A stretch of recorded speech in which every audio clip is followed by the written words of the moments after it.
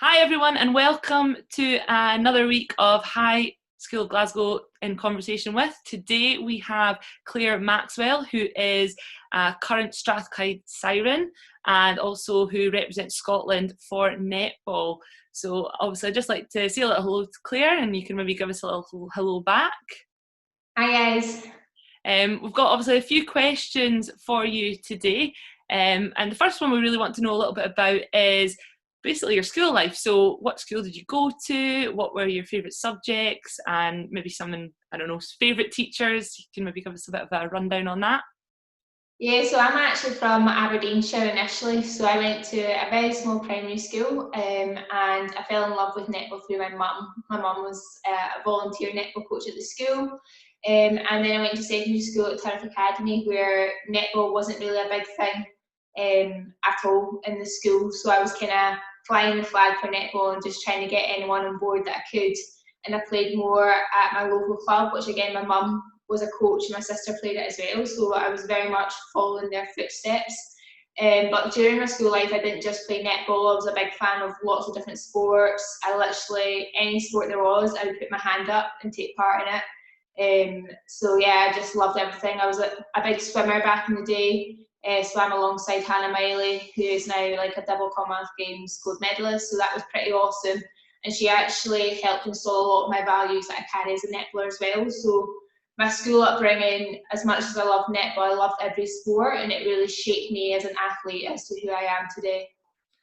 Yeah, so in terms of obviously you're speaking like your school wasn't, necessarily big on netball. So I take it was the kind of local club that you kind of really took to your netball through. And how did you get into kind of the Scotland scene? Because I see you've obviously represented the nation at under 19 21s and you obviously currently play for the Scottish Thistles, so how did that all come about?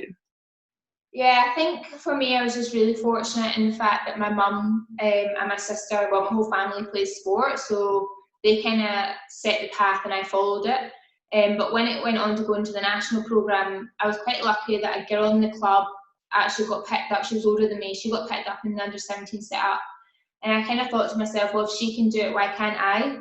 And that's when I started thinking to myself, right, I'm actually going to aim for higher than just playing club netball. And when I started to actually dream about it and set my own goals, I did a lot more extra training behind closed doors and away from just club training.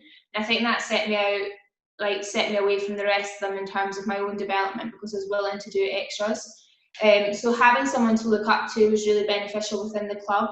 And I feel a lot of my school friends weren't actually that sporty. It was something I did away from school that I did for me and something that I loved. So yeah, it was part of that kind of process, and always a lasting memory for me was my auntie came up on the farm for a kind of summer, and she came along to one of the netball training sessions just to watch. I think she was maybe just my taxi driver that night, and she said to me after the session, "You can play for Scotland one day." And my auntie doesn't know anything about netball, like she couldn't tell you the rules, positions, nothing.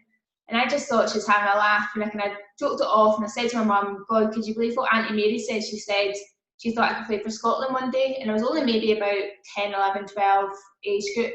And my mum said, "Well, if you work hard, then maybe you could." And then again, that's when I really started to set myself goals, and believed that I could play for Scotland, and I put my hand up for trials. So it started off with Aberdeen District, and then it kind of built from there. And from district level, I got selected and scouted for the initial under 17 Scotland pathway. Cool. Yeah, a lot of our girls at the high school, we also play a lot of hockey. So the pathway seems quite similar. We have hockey inter districts, and then from there you get maybe selected to go to, training camps or selection camps for age group teams. So it seems quite similar. Would that be kind of correct? Yeah. Yeah. Cool.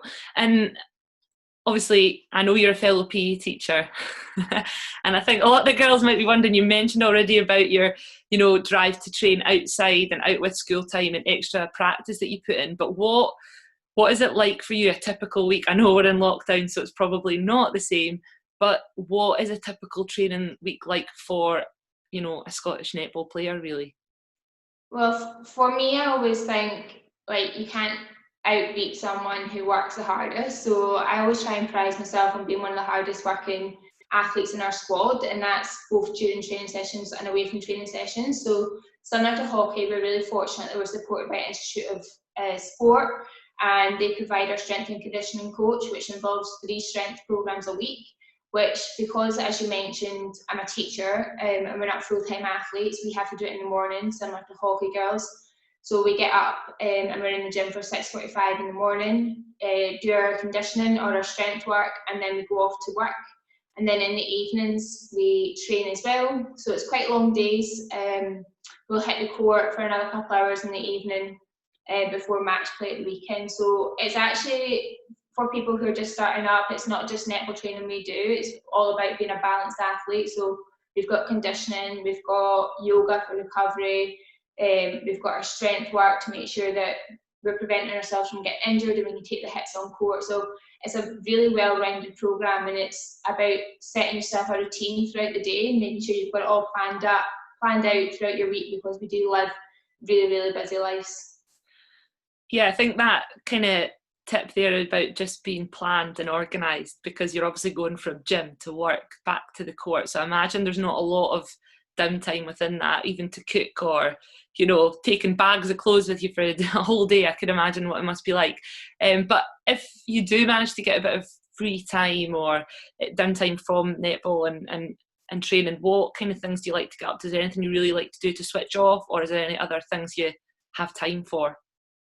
I think it's really important to have that life balance, and it's one thing I learned the older I got as an athlete. I think I was very much focused just on netball initially, and didn't have as much a life out with, and now I really try and find time for my friends more often, and just time for me. So I always have at least one recovery day in a week, which is usually a Sunday for myself, and during that time I like to just chill out, like do batch cooking, go and see some friends, go and hit the cinema, etc. One of my favourite things is to go out for meals, so whenever I can squeeze in an opportunity to go out for dinner and just switch off completely from netball, I think it's really, really beneficial to on-court and off-court personalities as well. Yeah, and the next thing I was wanting to talk to you about, I was done a bit of research, and I do know the hockey girls know the netball girls a little bit, and I know that the Scottish Thistles are up to 8th in the world, which I think is just absolutely amazing. I'd love to, see the hockey team in that kind of level. And I know you've represented, your country at the World Cup, and you've been to Glasgow 2014 and the Gold Coast 2018, at the Commonwealth Games. What has been your kind of sporting highlight, or has there been too many to choose from? Maybe you could give us a little top 3 even if you wanted to. Yeah, it's been a massive journey, to be honest. So at one point we hit 7th in the world this year, and that's the highest ever in history that Scottish netball's been in. So a huge credit to all the hard work that's done before. But when I first entered the squad, I think we were sitting about 16th in the world. So it's been a huge development. We're now playing on Sky Sports. We're kind of semi-professional. We get paid to play for Strathclyde Sirens. So yeah, it's just the whole journey. Like if I was to think 10 years ago where we'd be at now, I just wouldn't believe it. So I'm really, really grateful. I think my top achievements would be Glasgow 2014 without a doubt, because netball had never been represented by Scotland before in a Commonwealth Games, so we were actually creating history, and to be one of the 12 players that were creating that history and no one else will ever take that away from us was really just incredible. And for it to be at home games and walking out in front of the home crowd was just insane. I think probably my first cap, because you have to earn that dress, you have to earn that cap, and I think it was credit to my family as well. So it's, as much as it's me wearing that dress, it's a lot of people have put in the hard work behind the scenes to allow me to get that opportunity. So it was an amazing opportunity for me, but also credit to everyone who supported me on the journey as well. So they would definitely be my top 2 highlights. And for me, it's just now getting towards the end of my career, it's just taking everything in, and I know I'm going down a bit of a coaching pathway as well at the moment, which I'm really enjoying. So it's just been grateful for the sport and all the friends that I've made through it as well. So I've just made some incredible friends and incredible memories throughout this journey that without netball, without sport, I would never have got within my life. Yeah, and you mentioned about the transition into coaching? Because I think it's assistant coach for Strathclyde Sirens, that you're currently, you know, building towards. How do you find that moving from being a player to coach? Yeah, it's very interesting. I've enjoyed it. It's had some definite challenges because, you know, your whole where you sit in the squad changes, and then other people step up to take other roles. Previously I was captain for the squad, and I've stepped into the assistant coach role, and then it's just about balancing that. When have you got the player cap on and you're purely focusing on performance and getting yourself in the best place for the team, and then when are you focusing on being a coach at the same time? So it's been a building process. I think years leading up I was probably taking on a bit of a coaching role anyway as a more experienced player within the squad, and it's something I look to continue to develop, and certainly not the finished article when it comes to taking on that role this year. Yeah, I think I would really, really struggle with that, you know, moving from being within a squad to then having to potentially be the coach. But you're right, I think, you know, within every team we do have the more experienced, or as we like to call them, players. So yeah, it's nice to get that recognition as well, I suppose. And you mentioned like Gold Coast, we spoke about World Cups. I know that one of the World Cups was in Australia in 2015, and I think in the build up to certain competitions you seem to travel the world with netball. What is that like, just being kind of in the team all the time, traveling the world, potentially on long trips? Is there kind of things you like to do, or tips to stay sane when you're with the team all the time? Oh, we love it, to be honest. Like, as I said, like, they're not just my teammates, they're my friends as well. So we've got a really good vibe within the team, and to actually get the opportunity to travel the world and see new places and play our sport that we love is just fantastic. I think it's so important when we're away and we're in that bubble that you do take time away from netball. So it's not just netball all the time and you can get bogged down in that. It's about taking that hat off and just be friends and just be in that country and enjoy what's around about you as well. But I mean, we've been to like Barbados and South Africa. Cook Islands is one of my favourite places that I've been to a couple of times, and they're just beautiful places in the world. And again, without sport, I wouldn't have got those opportunities necessarily to go to those countries and enjoy them. And playing against those different styles and then their crowds as well just brings another element to your sport, because they do play it slightly different, and it just opens your eyes to all the different opportunities you can get within sport. Yeah, that does sound lovely. The Cook Islands for a little netball trip, fabulous.